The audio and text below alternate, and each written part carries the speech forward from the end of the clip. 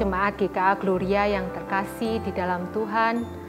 GKA Gloria bekerja sama dengan Perkumpulan Keluarga Karis mengadakan kelas katekisasi pranikah atau premarital class yang disingkat dengan PMC. Kelas akan diadakan pada bulan November 2021.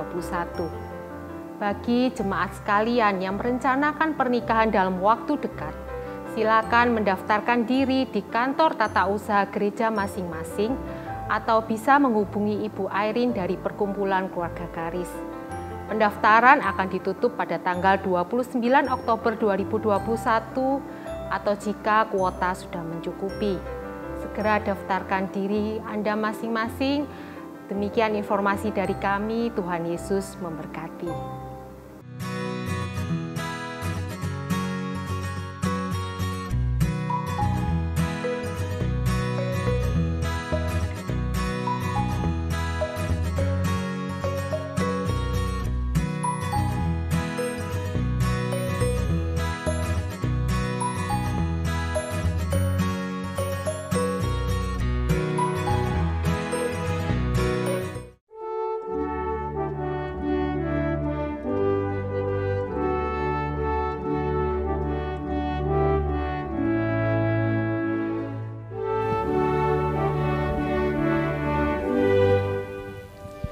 Shalom jemaat yang terkasih dalam Kristus.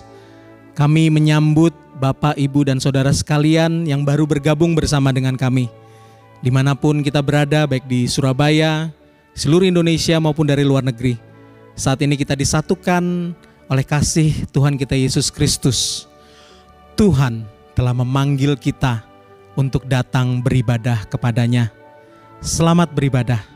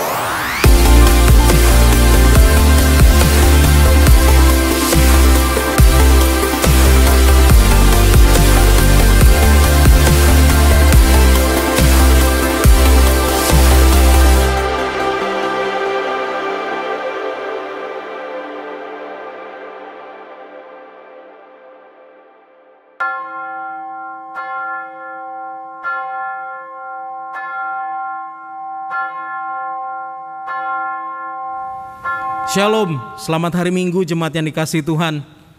Hari ini kita datang kembali untuk berada di dalam hadirat Tuhan bersama-sama menyatukan hati. Dan hanya oleh karena anugerahnya kita semua boleh menghampiri dan datang beribadah pada saat ini.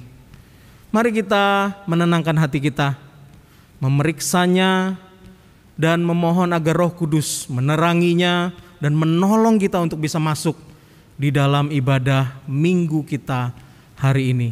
Mari kita bangkit berdiri dan kita bersaat teduh bersama-sama.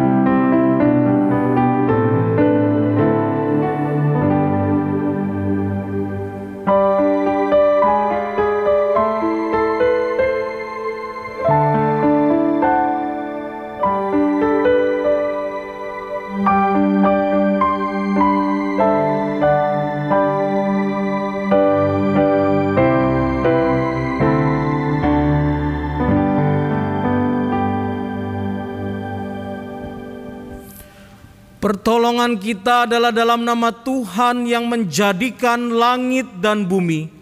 Turunlah atas kita sekalian damai sejahtera dari Allah Bapa, Allah Putra, dan Allah Roh Kudus.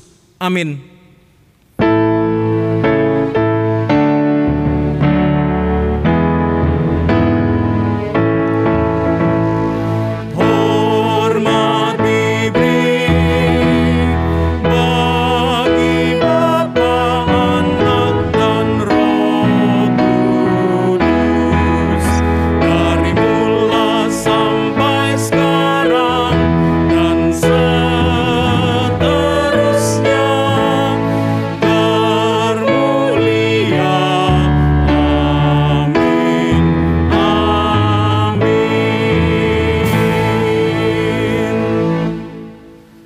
Aku mengasihi Tuhan, sebab Ia mendengarkan suaraku dan permohonanku.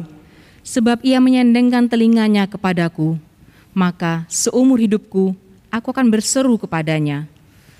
Aku akan mengangkat piala keselamatan dan akan menyerukan nama Tuhan, akan membayar nasarku kepada Tuhan di depan seluruh umat-Nya.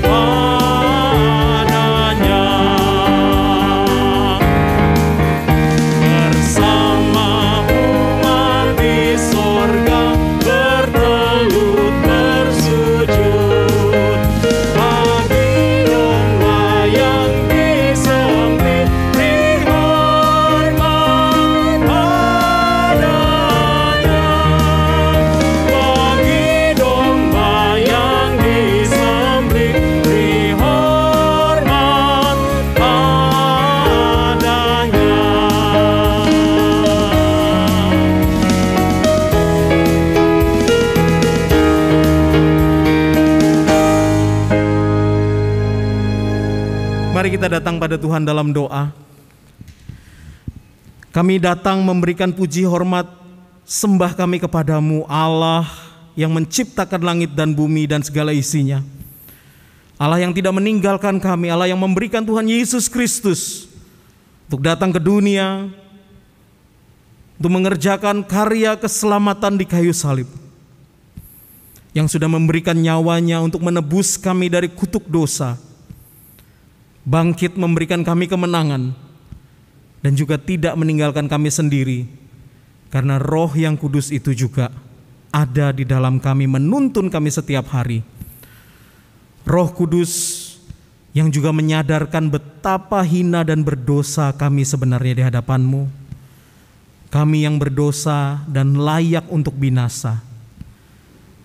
Tuhan, kami datang kepadamu saat ini juga, hendak mengakui segala kegagalan kami ya Tuhan, segala keberdosaan kami, Bahkan ketika kami gagal Tuhan untuk menjadikan Engkau Tuhan di dalam kehidupan kami, kami lebih senang mengatur hidup kami sesuai dengan kehendak kami yang berdosa ini. Kami gagal Tuhan untuk melakukan kehendak-Mu. Tuhan, ampunilah kami. Dan kami percaya Tuhan, darah-Mu yang kudus itu sudah membasuh kami. Oleh karena itulah saat ini Tuhan, kami datang dengan penuh sukacita, memberikan puji, hormat, kemuliaan kepadamu. Dan biarlah puji sembah kami pada hari ini boleh menjadi dupa yang berbau harum di hadapan-Mu. Dan kebenaran firman-Mu Tuhan, itu boleh mengubahkan hidup kami. Di dalam nama Tuhan Yesus Kristus kami sudah berdoa. Amin. Jemaat yang dikasihi Tuhan, dengarkanlah berita pengampunan yang terambil dari Injil Yohanes pasalnya yang ketiga ayat 16-17. Karena begitu besar kasih Allah akan dunia ini, sehingga Ia telah mengaruniakan anaknya yang tunggal, supaya setiap orang yang percaya kepadanya tidak binasa, melainkan beroleh hidup yang kekal. Sebab Allah mengutus anaknya ke dalam dunia, bukan untuk menghakimi dunia, melainkan untuk menyelamatkannya oleh Dia. Jemaat yang dikasihi Tuhan, kita semua sudah diampuni oleh Tuhan. Silahkan duduk. Allah tidak sekedar menciptakan lalu meninggalkan kita dalam kondisi autopilot. Dia Allah yang hadir di dalam setiap helaan nafas kehidupan kita. Karyanya, pertolongannya nyata di dalam setiap langkah hidup kita. Dia Allah yang Immanuel. Aku datang dan berserah, ku nyatakan Kau yang berkuasa dalam gelap. Kau setia, Kau cahaya hidupku.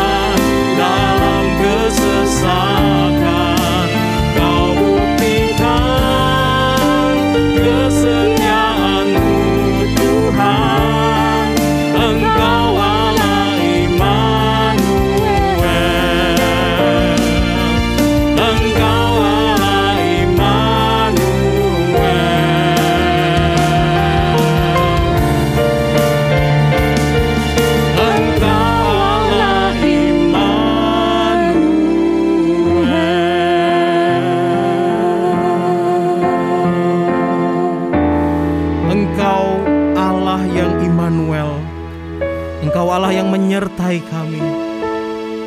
Engkau Allah yang maha kuasa.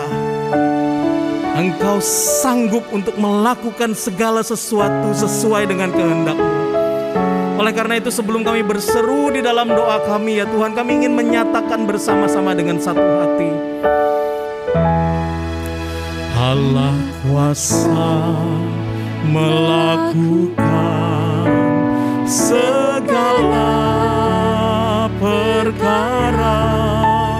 Allahku maha kuasa. Dia ciptakan seisi dunia, atur segala masa. Allahku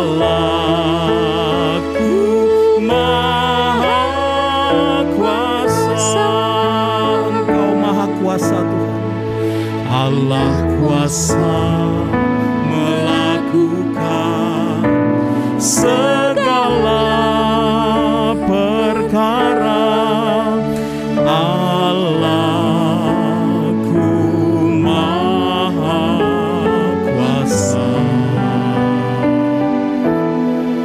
Dia ciptakan seisi dunia, atur segala masa.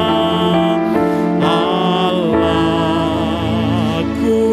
maha kuasa. Mari jemaat yang dikasihi Tuhan, datanglah kepadanya dalam doa pribadimu sekarang. Datanglah kepada Allah yang maha kuasa itu. Datanglah dengan penuh keyakinan kepada Allah Immanuel itu, Allah yang maha kuasa dan menyertai kita. Datanglah, berserulah dalam doa pribadimu. Datanglah sekarang kepadanya.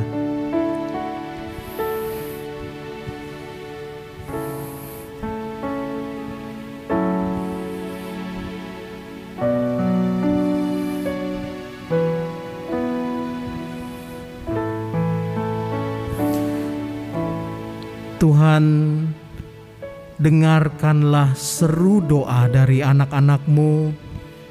Di depan layar mereka masing-masing, mereka berseru dengan segenap hati sekarang. Tuhan, dengarkanlah seru doa mereka, karena kami bersatu hati menaikkan doa ini di dalam nama Tuhan Yesus Kristus. Amin. Jemaat yang dikasihi Tuhan, mari terus berdoa bersama dengan saya. Tuhan, kami menyerahkan kondisi bangsa dan negara kami. Tuhan, kami yang setelah hampir 2 tahun ini ya Tuhan, babak belur kami dilanda oleh COVID-19 ini, kami banyak kehilangan orang-orang yang kami kasihi.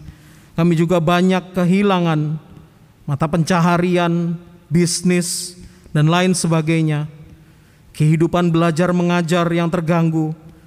Tuhan, kami berseru kepadamu ya Tuhan, memohon belas kasihan-Mu, agar di dalam kondisi yang sudah membaik ini, Tuhan, Engkau memberikan hikmat bijaksana kepada setiap aparat dari negara kami. Mereka yang memangku keputusan, Tuhan, biarlah beri hikmat agar boleh merancang dan memutuskan rencana-rencana pemulihan yang terbaik. Dan kepada setiap anggota masyarakat, Tuhan, berikan kami disiplin untuk menjaga protokol kesehatan. Berikan kami juga dorongan bagi kami yang belum vaksinasi, agar kami boleh bersama-sama bergandengan tangan mewujudkan sebuah kekuatan bersama untuk bisa pulih dari pandemi ini. Agar Tuhan, pandemi ini boleh perlahan-lahan menjadi endemi, dan kami boleh menikmati hidup new normal bersama-sama. Tuhan, kami secara khusus mengingat anak-anak kami yang sekarang sudah memasuki pertemuan tatap muka.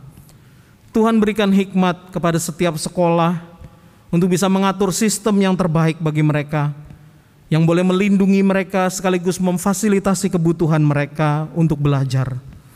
Tuhan, berikan juga anak-anak kami disiplin ya Tuhan. Dan Tuhan, kami berseru kepadamu Tuhan, agar setiap anak-anak juga kelak boleh semuanya mendapatkan vaksinasi, sehingga Tuhan kami boleh memiliki tubuh yang kebal, yang lebih kuat untuk bisa menghadapi kondisi pandemi ini. Tuhan, kami juga berseru untuk gereja kami. Kami bersyukur untuk setiap majelis yang sudah terpilih. Kami juga bersyukur Tuhan untuk hamba-hamba Tuhan yang sudah Engkau tempatkan di tempat mereka masing-masing. Dan kami terus berdoa Tuhan untuk perencanaan dari kegiatan-kegiatan gereja, untuk perencanaan dari tema-tema khotbah yang akan kami persiapkan untuk melayani umat Tuhan di tahun yang akan datang. Tuhan beri hikmat bijaksana ya Tuhan.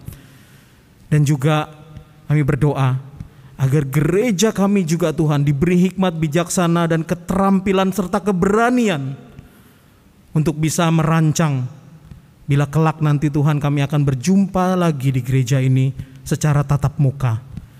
Tuhan tolong kami. Dan Tuhan kami juga berseru ya Tuhan untuk setiap anggota jemaat kami, anak-anak-Mu yang masih bergumul dengan sakit, bergumul dengan kedukaan karena ditinggal kekasih mereka pada saat COVID-19 ini. Tuhan, kiranya Engkau menghiburkan mereka, menguatkan mereka, memulihkan mereka. Dan Engkau juga ya Tuhan menolong agar gereja boleh menjadi perpanjangan tangan kasih pelukan dari Tuhan. Tuhan, ini seru doa kami. Dan kami membawa seluruh doa dan permohonan kami ini sesuai dengan doa yang pernah diajarkan oleh Tuhan Yesus. Bapa kami yang di sorga, dikuduskanlah namamu, datanglah kerajaan-Mu, jadilah kehendak-Mu di bumi seperti di sorga. Berikanlah kami pada hari ini makanan kami yang secukupnya, dan ampunilah kami akan kesalahan kami, seperti kami juga mengampuni orang yang bersalah kepada kami. Dan janganlah membawa kami ke dalam pencobaan, tetapi lepaskanlah kami daripada yang jahat. Karena Engkaulah yang mempunyai kerajaan dan kuasa dan kemuliaan sampai selama-lamanya. Amin. Jemaat, mari kita berdiri dan kita akan bersama-sama mengikrarkan pengakuan iman rasuli yang berbunyi demikian. Aku percaya kepada Allah, Bapa yang Maha Kuasa, Halik langit dan bumi, dan kepada Yesus Kristus anaknya yang tunggal Tuhan kita, yang dikandung dari Roh Kudus, lahir dari anak darah Maria, yang menderita sengsara di bawah pemerintahan Pontius Pilatus, disalibkan, mati dan dikuburkan, turun ke dalam kerajaan maut. Pada hari yang ketiga, bangkit pula dari antara orang mati, naik ke sorga, duduk di sebelah kanan Allah Bapa yang Maha Kuasa. Dan dari sana Ia akan datang untuk menghakimi orang yang hidup dan yang mati. Aku percaya kepada Roh Kudus, gereja yang kudus dan am, persekutuan orang kudus, pengampunan dosa, kebangkitan tubuh, dan hidup yang kekal. Amin. Jemaat dipersilahkan duduk. Jemaat yang dikasihi Tuhan, sebentar lagi kita mendengarkan kebenaran firman Tuhan. Mari kita memohon kepadanya agar Roh-Nya yang kudus membuka hati kita, agar kita bisa mendengarkan suaranya. Mari angkat suaramu.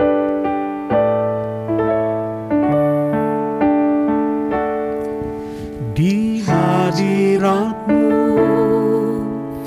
ku bersujud, menikmati kehadiran-Mu. Ku buka hati saat ini untuk mendengar suara-Mu. Mari katakan sekali lagi. Di hadirat-Mu ku bersujud, menikmati kehadiran-Mu. Ku buka hati saat ini untuk mendengar suara-Mu. Firman-Mu Tuhan, ya sungguh benar.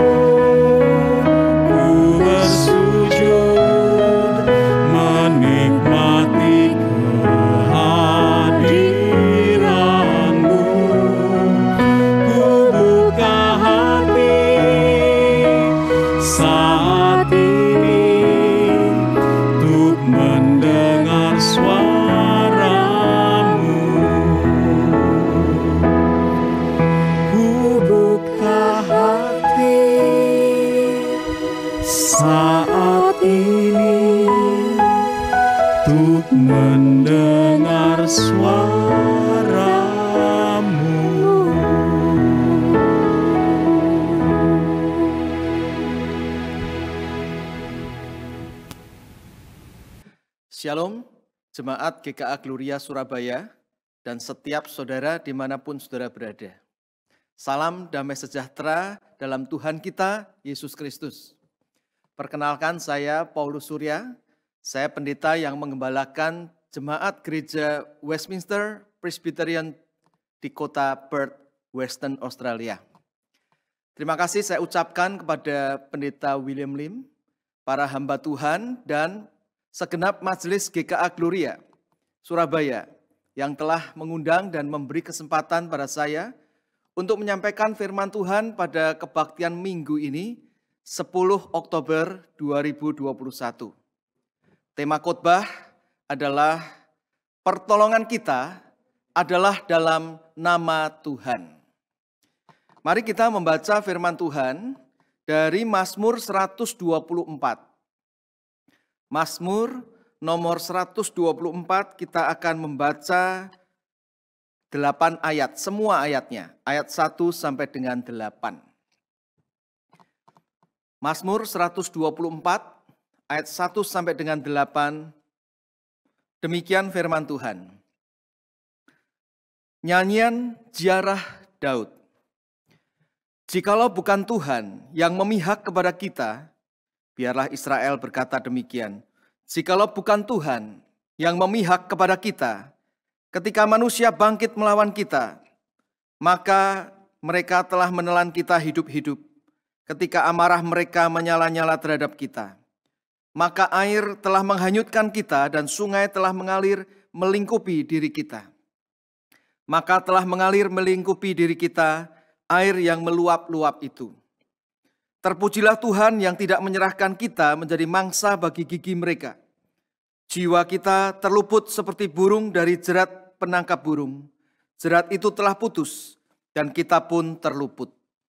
Pertolongan kita adalah dalam nama Tuhan yang menjadikan langit dan bumi. Demikian pembacaan firman Tuhan. Berbahagia kita jikalau kita bukan hanya membaca tetapi memahami, menyimpan dalam hati, dan dengan pertolongan Allah Roh Kudus kita menerapkannya. Mari sebelum kita merenungkan bagian firman Tuhan ini, kita mohon pimpinan Allah Roh Kudus, kita berdoa. Ya Tuhan, kami sungguh mengucapkan syukur kepadamu jikalau kembali kami boleh beribadah kepadamu saat ini. Kami sudah membaca akan kebenaran firman-Mu. Dan saat ini kami mau merenungkannya.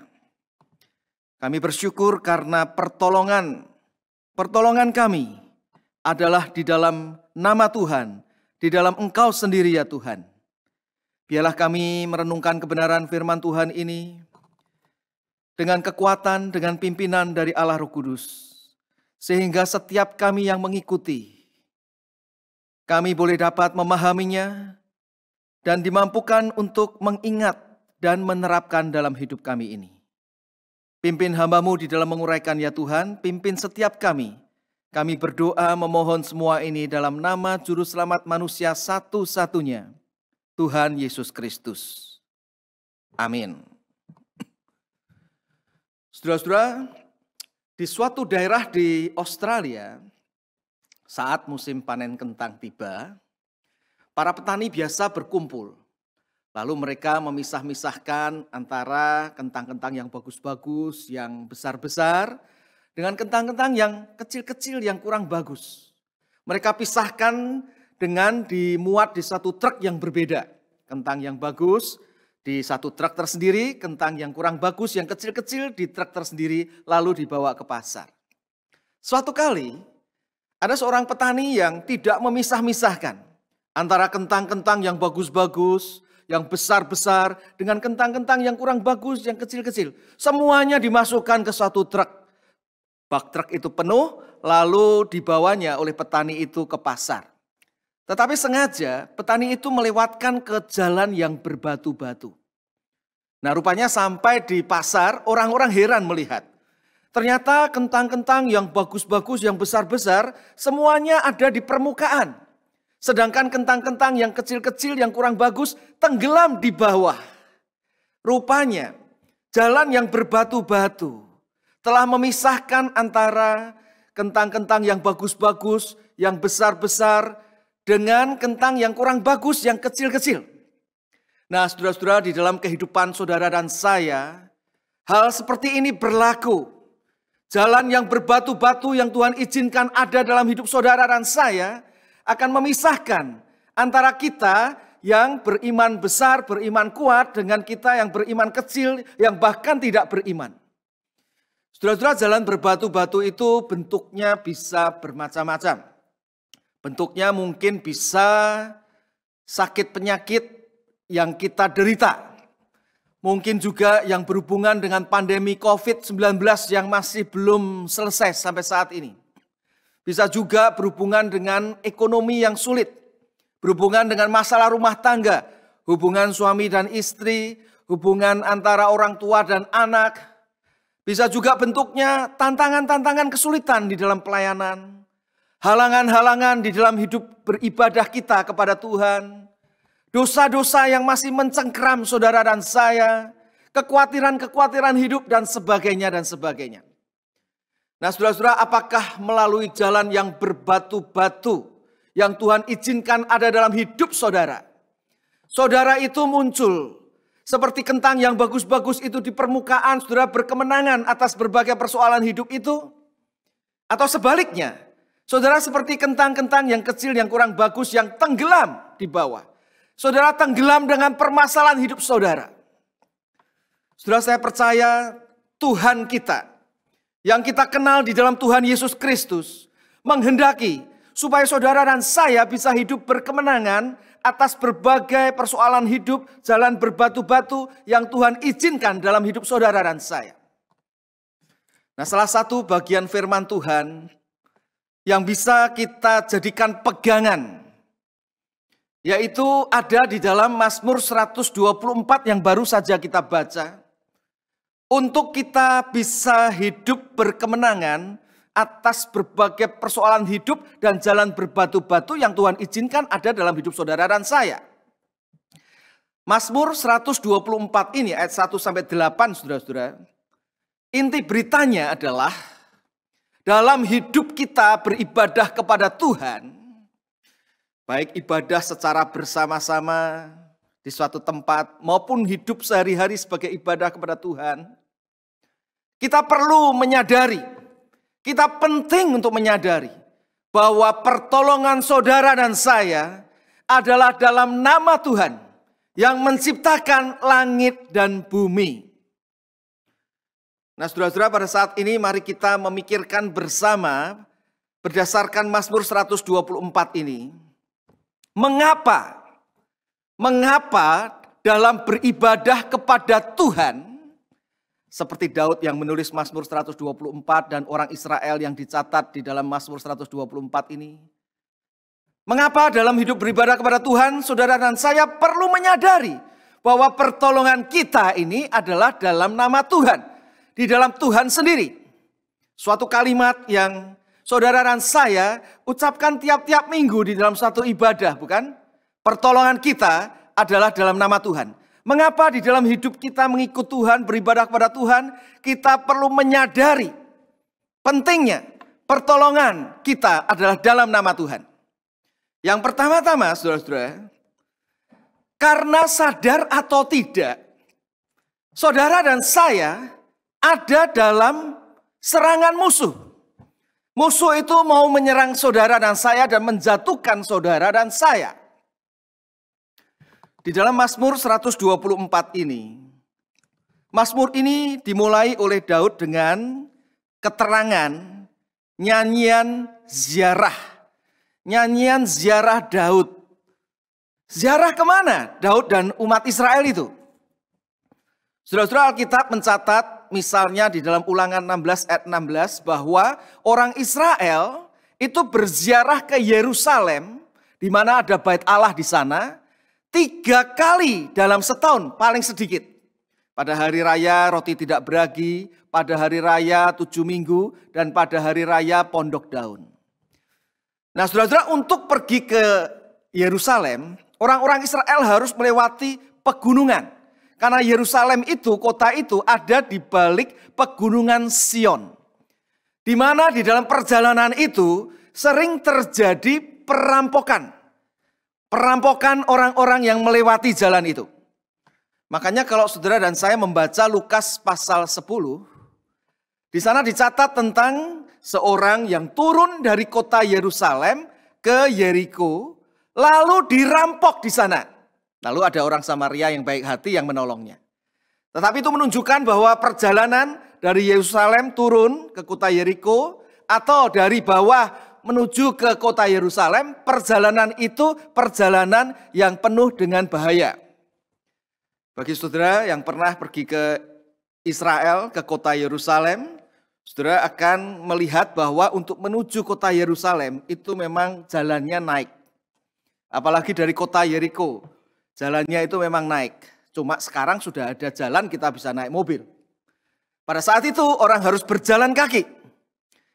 Nah saudara-saudara, musuh yang dimaksud di dalam Mazmur 124 ini adalah para perampok yang seringkali merampok umat Israel yang mau berziarah ke Yerusalem. Tapi ini juga bisa menunjuk kepada serangan dari bangsa-bangsa lain yang mau menghancurkan bangsa Israel. Nah saudara-saudara, saudara sadar atau tidak, kita ini selalu ada dalam serangan musuh yang mau merampok hidup kita. Sukacita hidup kita, damai sejahtera hidup kita, kesetiaan kita kepada Tuhan. Tetapi kita patut bersyukur karena pertolongan kita adalah dalam nama Tuhan. Dan itu sudah digenapi di dalam Tuhan Yesus Kristus yang datang ke dalam dunia, mati di atas kayu salib, yang mengalahkan musuh saudara dan saya. Di dalam Ibrani 2 ayat 14 dikatakan kematian Yesus mengalahkan musuh kita, yaitu iblis yang berkuasa atas maut. Dan Efesus 6 ayat 12 mengingatkan bahwa perjuangan kita bukan melawan darah dan daging, tetapi pemerintah-pemerintah, penguasa, penghulu dunia yang gelap ini, si jahat, yang sudah dikalahkan oleh Yesus. Namun mereka masih mau mengganggu dan menyerang kita umat Tuhan, sehingga kita itu tidak dapat beribadah dengan benar kepada Tuhan, ataupun tidak dapat hidup dengan benar untuk Tuhan. Saudara-saudara, satu kali ada seorang yang tinggal di satu kota, ini cerita imajinasi ini saudara-saudara ya, yang dibawa oleh seorang malaikat berkeliling di kota itu pada hari Minggu untuk melihat akan beberapa gedung gereja di mana orang-orangnya sedang berbakti pada saat itu.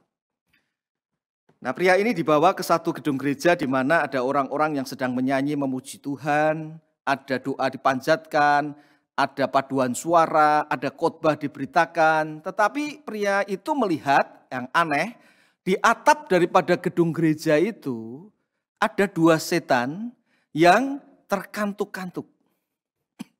Belum sempat dia itu bertanya apa maksudnya. Ternyata saudara-saudara, malaikat ini sudah membawa ke gedung gereja yang lain, yang sama di mana jemaatnya itu sedang memuji Tuhan, sedang mendengarkan khotbah, doa dipanjatkan, tetapi pria ini melihat pemandangan yang berbeda dengan yang pertama. Di gedung gereja yang kedua ini, dia melihat bahwa di atap gedung gereja itu ada banyak sekali setan, mungkin ratusan setan, dengan membawa senjata lengkap dan mereka gemetar. Lalu pria itu bertanya, apa maksudnya ini? Malaikat itu menjelaskan, gedung gereja yang pertama sedang terjadi kebaktian, tetapi hanya ada dua setan yang menjaganya sambil terkantuk-kantuk lagi, karena mereka meskipun beribadah kepada Tuhan, seolah-olah memuji Tuhan, hatinya jauh daripada Tuhan. Sehingga untuk orang-orang Kristen semacam itu, setan itu hanya perlu menjaga dengan satu dua setan, karena diganggu sedikit orang Kristen seperti itu sudah jatuh dalam dosa. Sedangkan di gedung gereja yang kedua, orang-orang Kristen di situ memuji Tuhan dengan hati yang sungguh, mendengarkan firman dengan hati yang sungguh. Orang-orang Kristen semacam itu, di dalam ibadahnya kepada Tuhan, iblis itu mau menyerang tetapi mereka ketakutan. Mereka perlu menjaganya dengan begitu banyak setan sambil membawa senjata lengkap lagi. Saudara-saudara, kira-kira gereja saudara tatkala berbakti secara fisik bertemu tatap muka. Kira-kira setan yang menjaga banyak atau sedikit? Saudara-saudara, yang pasti mari kita menyadari bahwa memang ada musuh kita iblis yang akan memakai kedagingan kita, memakai kelemahan kita untuk kita ini diserang dan jatuh di dalam dosa. Oleh sebab itu pentingnya kita selalu mengingat akan kebenaran firman Tuhan bahwa pertolongan kita adalah dalam nama Tuhan Yahweh yang memperkenalkan diri dalam Tuhan Yesus Kristus. Yang pertama, saudara-saudara. Yang kedua, mari kita melihat berdasarkan Mazmur 124 ini. Mengapa dalam hidup beribadah kepada Tuhan, kita perlu menyadari bahwa pertolongan kita adalah dalam nama Tuhan. Saudara-saudara, bukan hanya kita itu baru saja diingatkan karena iblis itu musuh kita itu selalu mau menyerang kita. Tetapi kita memang perlu mengingat akan pertolongan Tuhan karena hanya dengan pertolongan Tuhan, saudara dan saya dimampukan, dilayakkan untuk hidup mengikut Tuhan, beribadah kepada Tuhan. Tanpa pertolongan Tuhan, saudara dan saya tidak akan berdaya menghadapi serangan iblis yang menjatuhkan kita. Saudara, kebenaran ini dapat kita lihat di dalam ayat 1 sampai 7. Pertama-tama kalau kita melihat di dalam ayat 1 sampai 5, saudara-saudara, di situ ada kalimat yang dipakai oleh pemazmur yaitu Daud, jikalau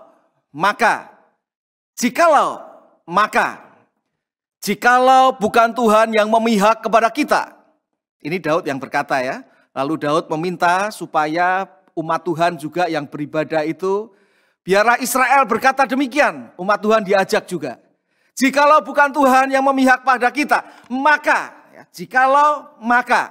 maka musuh menelan kita hidup-hidup, air atau sungai sudah menghanyutkan kita. Artinya kita ini tidak berdaya dengan serangan musuh. Hanya berdasarkan pertolongan Tuhan, saudara dan saya akan dimampukan untuk hidup mengikut Tuhan, berkemenangan atas berbagai pencobaan hidup yang berbatu-batu, dan kita bisa untuk beribadah kepada Tuhan. Ayat 6 dan 7 juga mencatat kebenaran yang ditegaskan lagi, kebenaran ini, saudara-saudara. Terpujilah Tuhan yang tidak menyerahkan kita menjadi mangsa bagi gigi mereka, yaitu tidak menyerahkan menjadi mangsa bagi musuh mereka. Jiwa kita terluput seperti burung dan jerat perangkap burung. Jerat itu telah putus dan kita pun bisa diselamatkan. Nah, saudara-saudara, ini menunjukkan bahwa tanpa pertolongan Tuhan, kita tidak berdaya. Kita perlu mengingat pertolongan Tuhan karena hanya di dalam Dia kita dimampukan untuk bisa mengikut Tuhan dengan benar. Saudara-saudara, sudah berapa lama mengikut Tuhan Yesus? Mungkin ada yang baru 1 tahun, 2 tahun, 5 tahun, 10 tahun, 20 tahun. Sejauh mana kita benar-benar bersandar kepada pertolongan Tuhan di dalam menjalani kehidupan ini yang penuh dengan jalan yang berbatu-batu, yang seringkali penuh dengan pencobaan-pencobaan hidup. Saudara-saudara, Tuhan mengaruniai saya 2 orang anak, tentunya 1 orang istri. Saya ingin bercerita pada waktu anak saya berumur 8 tahun yang pertama dan yang kedua umur 4 tahun. Satu kali saya pergi ke satu toko buku Kristen, saya melihat ada coloring competition, lomba mewarnai. Lalu saya mengambil akan kertas berwarna untuk saya bawa pulang supaya diwarnai oleh anak saya yang pertama. Anak saya pertama itu sangat senang sekali, dia langsung mengatakan, sekarang juga saya mau buat. Nah, saya memang tidak ambilkan untuk anak saya kedua karena waktu itu baru berumur 4 tahun dan tidak ada lomba mewarnai untuk anak umur 4 tahun. Segera anak saya mewarnai dengan cepat, lalu tidak sampai setengah jam dia selesai lalu mengatakan, Dedi, cepat dikumpulkan. Saya katakan, taruh dulu saja di meja, besok Dedi baru akan kumpulkan. Pada waktu ditaruh di meja, anak saya masuk ke kamar, tanpa sepengetahuan kami, adiknya yang umur 4 tahun tuh mau ikut mewarnai. Dia kemudian naik ke kursi, dia ambil pensil berwarna juga, gambar yang sudah selesai diwarnai itu dicoret. Dicoret. Pada waktu sudah coretan-coretan itu ada beberapa, kakaknya keluar dari kamar melihat itu, dia langsung berteriak, "Stop!" Adiknya sampai kaget, tetapi sudah tercoret. Nangis anak saya itu, saudara-saudara. Tapi di tengah dia nangis, istri saya ini kemudian mendekati dan mengatakan, "Phoebe," nama anak saya Phoebe, "coba dipikirin itu coretan diapain." Lalu saudara, apa yang dilakukan anak saya? Dia mengambil pensil berwarna lagi, lalu gambar yang sudah selesai itu dia coret lagi, coret. Saya pikir dia marah, setelah itu pasti akan dibuang atau disobek-sobek lalu dibuang. Ternyata tidak, saudara-saudara. Setelah dia coret, lalu diserahkan kepada saya. Waktu diserahkan kepada saya lihat, bagus juga ya. Coretan adiknya itu dibuat menjadi gambar angin. Lalu saya simpan, lalu besoknya saya kumpulkan ke toko buku Kristen itu. 2-3 minggu kemudian saya lupa tentang hal itu, saya mampir lagi ke toko buku Kristen itu. Waktu saya mampir, hari itu baru diumumkan tentang pemenangnya. Ada 5 yang dipasang gambarnya itu, pemenangnya ada 5, dan 5-5-nya dapat hadiah. Saya nggak berani lihat yang nomor 1, saya lihat nomor 5 dulu. Mungkin anak saya nomor 5. Saya lihat nomor 5, bagus, tapi namanya bukan anak saya. Masa sih nomor 4? Saya lihat nomor 4, bagus, tapi namanya bukan anak saya. Masa sih nomor 3? Saya lihat nomor 3, bagus, tapi bukan namanya anak saya. Masa nomor 2? Saya lihat nomor 2, bagus, tapi namanya bukan anak saya. Saya pikir masa sih nomor 1? Saya lihat nomor 1, benar, namanya anak saya. Saya lalu kemudian tanya kepada penjaga toko buku Kristen itu, "Ini semua bagus, kenapa ini nomor 1? Lalu penjaga itu enteng, dia mengatakan, "Iya, semua bagus mewarnainya, tetapi yang pertama itu kreatif karena ditambahi angin." Saudara-saudara, padahal itu bukan sengaja ditambahi angin. Itu suatu coretan, tetapi kemudian digambar menjadi angin dan justru menjadi indah. Saudara-saudara, saya percaya bahwa dalam hidup kita ini, saya berpikir secara rohani, ada banyak coretan-coretan hidup. Mungkin kepahitan-kepahitan hidup, dosa-dosa yang saudara lakukan. Tetapi jikalau kita bersandar kepada pertolongan Tuhan, saudara dan saya akan dimampukan. Bahkan bagi yang belum percaya, yang kemudian datang kepada Kristus, kita akan dijadikan ciptaan baru. Menjadi indah di dalam Tuhan. Bagi kita yang sudah percaya, kita itu menyerahkan kepahitan hidup kita, persoalan hidup kita, maka Tuhan juga akan membuatnya menjadi indah. Apa coretan hidup yang saudara miliki? Mari serahkan kepada nama Tuhan yang memperkenalkan diri di dalam Tuhan Yesus Kristus. Sehingga kita itu boleh dibuatnya menjadi indah di mata Tuhan. Apapun coretan hidup itu, apapun kepahitan hidup itu. Itu yang kedua, saudara-saudara. Dan yang berikutnya, yang ketiga, saudara-saudara. Mengapa dalam hidup beribadah kepada Tuhan, saudara dan saya penting untuk menyadari bahwa pertolongan kita adalah dalam nama Tuhan. Saudara-saudara, bukan hanya karena kita ini selalu diserang musuh dan tanpa pertolongannya kita tidak berdaya, tetapi juga karena pertolongan Tuhan, penting untuk kita ingat-ingat, karena pertolongan Tuhan bersifat terus-menerus. Saudara-saudara, meskipun musuh itu akan menyerang saudara dan saya terus-menerus, tetapi pertolongan Tuhan juga terus-menerus. Pertolongannya yang lebih dahsyat daripada serangan musuh. Ayat 8, saudara-saudara, mengatakan, pertolongan kita adalah dalam nama Tuhan. Saudara, bahasa Inggrisnya itu berbunyi demikian. Our help is in the name of the Lord. Pertolongan kita, our help is in the name of the Lord. Saudara-saudara, semua bahasa Inggris menerjemahkan is in the name of the Lord. Padahal itu sesuatu yang sebenarnya sudah terjadi. Daud dan umat Israel itu mengalami pertolongan Tuhan. Harusnya bisa berkata, our help was in the name of the Lord. Pernah kami alami Tetapi memakai kalimat atau kata is, present tense, terus menerus. Sudah pernah kami alami, tetapi akan terus menerus kami alami. Dan itu sesuai dengan nama Tuhan, saudara-saudara. Nama Yahweh itu di dalam Keluaran 3 memang memperkenalkan diri sebagai I am who I am. Yaitu Tuhan yang mengeluarkan bangsa Israel dari perbudakan Mesir, yang selalu ada dan selalu ada. Makanya Tuhan Yesus pada waktu berkata, aku adalah pintu, aku adalah gembala yang baik, aku adalah terang dunia. Itu sebenarnya dia mensejajarkan dirinya dengan Allah Yahweh yang selalu ada. Makanya saudara-saudara di dalam Yohanes 8 ayat 58, Tuhan Yesus pernah berkata bahwa before Abraham was, sebelum Abraham itu ada, I am. Aku telah ada dan selalu ada. Yesus yang mati dan bangkit membebaskan saudara dan saya dari masalah terbesar kita, yaitu dosa yang akan menerima murka Allah, adalah Allah yang selalu ada dan siap menolong saudara dan saya. Oleh sebab itu, apapun jalan berbatu-batu yang kita hadapi di dalam hidup beribadah kepada Tuhan,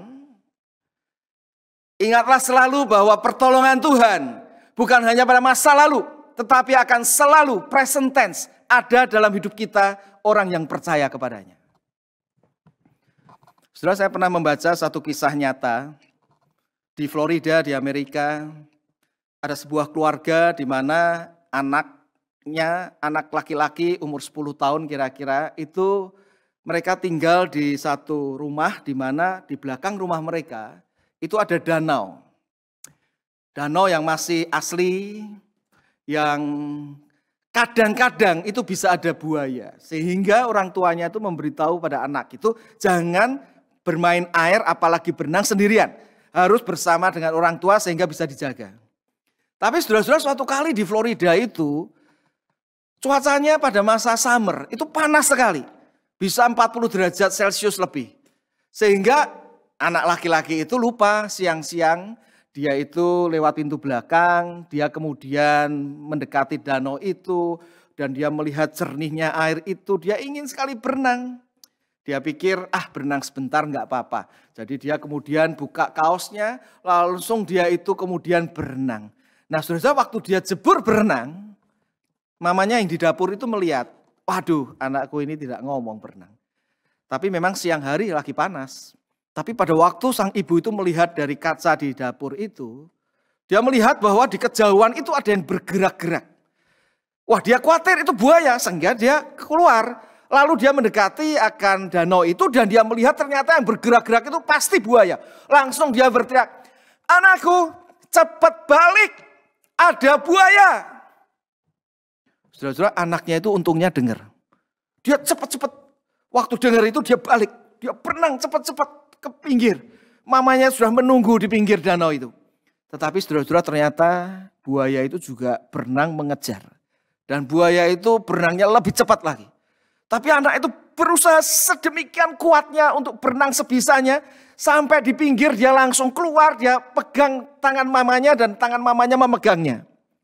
Tapi pada saat bersamaan tangan mamanya memegangnya, buaya itu juga loncat dan menggigit kaki anak itu. Sehingga terjadi tarik-menarik, saudara-saudara. Mamanya itu sambil memegangi anaknya dan tidak mau melepaskan, dia berteriak, help, help, help, tolong, tolong, tolong. Nah saudara-saudara, kemudian ternyata pada siang hari itu ada lewat seorang pria yang pas membawa pistol. Ya di Amerika orang biasa pun bisa beli pistol. Dia melihat ada seorang ibu yang berteriak-teriak, ternyata dia dekati sedang memegang anaknya di mana kaki anak itu sedang digigit buaya. Dia langsung jabut pistolnya, dia dekati, langsung dia tembakkan berkali-kali pistolnya itu ke buaya itu. Berkali-kali sampai pelurunya habis. Buaya itu lemas, saudara-saudara. Lalu melepaskan gigitannya. Anak itu selamat, saudara-saudara. Tapi meskipun anak itu selamat, dia harus masuk rumah sakit. Dia harus diobati, dirawat karena kakinya itu digigit buaya. Berapa hari dia harus tinggal di rumah sakit. Beberapa hari itu ada seorang wartawan yang mendatangi anak itu. Mau mewawancarai. Lalu setelah wawancara begitu, wartawan itu tanya begini. Nak, boleh enggak saya melihat kakimu bekas gigitan buaya itu? Karena kakinya diselimuti, saudara-saudara. Lalu anak itu mengatakan, ya boleh saja. Sambil dia bukakan begitu. Tapi sambil membukakan akan selimut di kakinya itu dia berkata, tapi Pak, sebenarnya bekas luka gigitan buaya ini tidak penting. Yang lebih penting adalah lihat tanganku. Di kedua pergelangan tanganku juga ada bekas-bekas luka. Luka inilah luka yang penting yang saya akan ingat seumur hidup saya. Luka dari bekas tangan, kuku-kuku dari mamaku yang tidak pernah melepaskan aku dari gigitan buaya. Saudara-saudara, kisah ini mengingatkan saya tentang Tuhan kita di dalam Yesus Kristus yang memegang kita umatnya yang percaya kepadanya. Tidak pernah menyerah dan melepaskan kita dari serangan buaya-buaya ataupun si jahat, si iblis ataupun jalan berbatu-batu pencobaan hidup ini. Sehingga saudara-saudara, apapun masalah hidup saudara, apapun penderitaan, problema yang saudara itu hadapi, yang saudara mau dan hampir menyerah, jangan menyerah. Karena Tuhan yang kita kenal di dalam Tuhan Yesus yang adalah pertolongan kita, tidak pernah menyerah dan melepaskan kita. Dia selalu memegang hidup saudara yang mau bersandar, percaya kepadanya, pasti selalu dipegangnya. Jangan menyerah. Ingatlah selalu, pertolongan kita adalah dalam nama Tuhan yang menciptakan langit dan bumi, yang kita kenal di dalam Tuhan Yesus Kristus. Tuhan memberkati saudara-saudara sekalian. Mari kita berdoa. Bapa Surgawi, kami mengucapkan syukur dan berterima kasih untuk kebenaran firman-Mu yang sudah mengingatkan kami akan pertolongan-Mu. Pertolongan di dalam nama Tuhan yang kami kenal di dalam Kristus. Menghadapi akan jalan berbatu-batu akan musuh yang menyerang kami. Oh Tuhan, kami bersyukur karena meskipun kami selalu ada dalam serangan musuh kami, tetapi pertolongan-Mu juga adalah pertolongan yang selalu ada. Karena pertolongan-Mu bersifat terus-menerus dalam hidup kami. Untuk itu ya Tuhan, tolong kami menyerahkan akan coretan-coretan hidup kami. Mungkin itu berupa kepahitan-kepahitan hidup yang belum kami selesaikan di hadapan-Mu. Mungkin itu berupa sakit hati, ataupun dosa-dosa yang pernah kami lakukan yang kami bahkan tidak bisa bercerita kepada orang lain. Tolong kami ya Tuhan menyerahkan kepada-Mu sehingga Engkau akan membuatnya menjadi indah. Karena hanya di dalam Engkau ada pertolongan sejati, bahkan membuat kehidupan kami yang sudah rusak pun menjadi indah. Tolong kami ya Tuhan untuk menyadari pertolongan-Mu yang terus-menerus. Engkau tidak pernah menyerah melepaskan kami. Sehingga Tuhan, Kau tahu berbagai masalah yang kami hadapi. Mungkin itu masalah tentang gereja, berhubungan dengan ibadah pelayanan, ataupun masalah hidup sehari-hari. Tolong kami ya Tuhan untuk tidak menyerah, karena Engkau sendiri tidak pernah menyerah dan melepaskan kami, tetapi terus-menerus mau menolong kami. Dan biarlah kebenaran firman-Mu ini boleh senantiasa kami ingat, kami terapkan dalam hidup ini, nama Tuhan yang dipermuliakan. Sekali lagi Tuhan, kami bersyukur untuk pertolongan kami yang ada di dalam nama Tuhan, yang kami kenal dalam Tuhan Yesus Kristus. Kami bersyukur dalam nama Tuhan Yesus Kristus. Amin.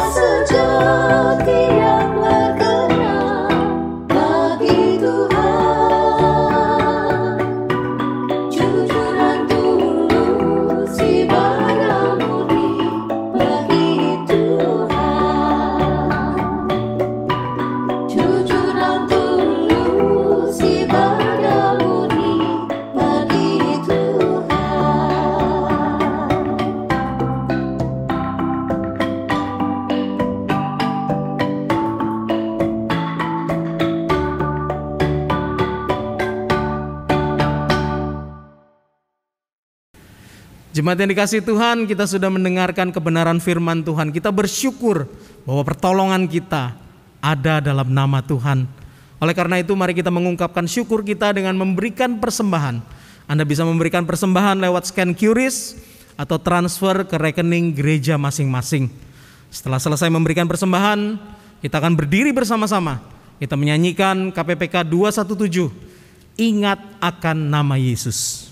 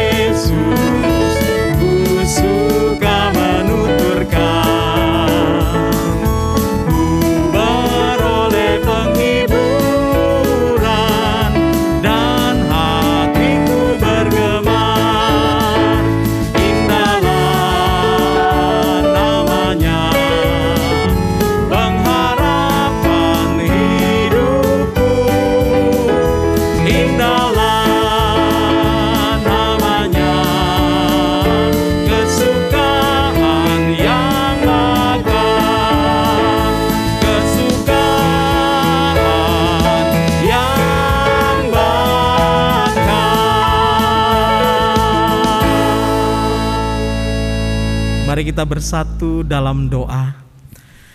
Tuhan, kami bersyukur karena firman-Mu hari ini boleh mengingatkan kami bahwa pertolongan kami hanya datang dalam nama Tuhan. Tuhan, oleh karena itu dengan hati penuh syukur, untuk meresponi kebenaran firman itu kami membawa persembahan kami. Persembahan yang kami berikan dengan sukacita. Kami tahu Tuhan bahwa harta duniawi ini sesungguh-sungguhnya tidak sebanding dengan pemberian-Mu. Tetapi Tuhan, inilah wujud rasa syukur kami Sebab Tuhan tidak hanya harta dunia ini, tetapi juga segenap diri kami. Kami rindu untuk belajar persembahkan untuk Engkau pakai sesuai dengan kehendak-Mu ya Tuhan. Tuhan, biarlah harta duniawi ini juga Tuhan boleh dikelola dengan penuh integritas oleh para pemimpin gereja kami untuk mengerjakan berbagai pekerjaan yang sudah Engkau titipkan lewat gereja kami. Ini sembah kami, ini syukur kami, dan kami bawa semuanya ini dalam satu nama, Tuhan Yesus Kristus, Tuhan dan Juru Selamat kami. Amin. Bagi Dia, satu-satunya Allah yang penuh hikmat, oleh Yesus Kristus, segala kemuliaan sampai selama-lamanya. Amin.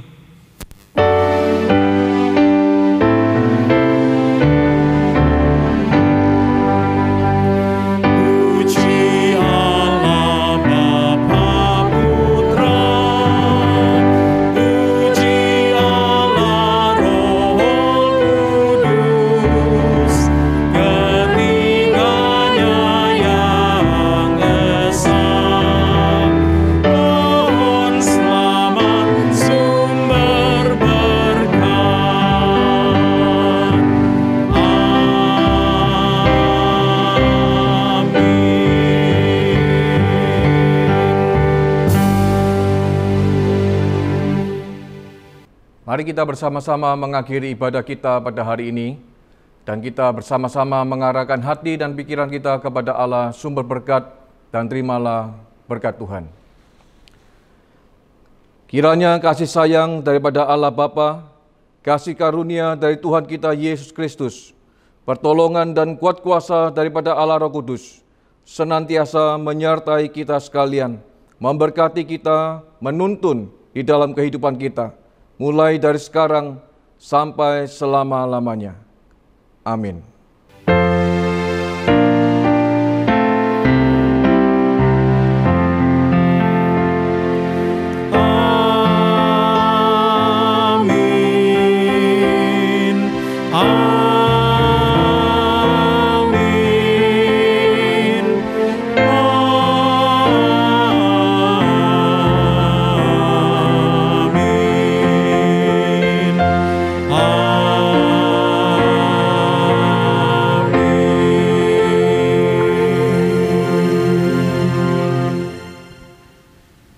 Jemaat yang dikasihi Tuhan, ibadah kita telah selesai.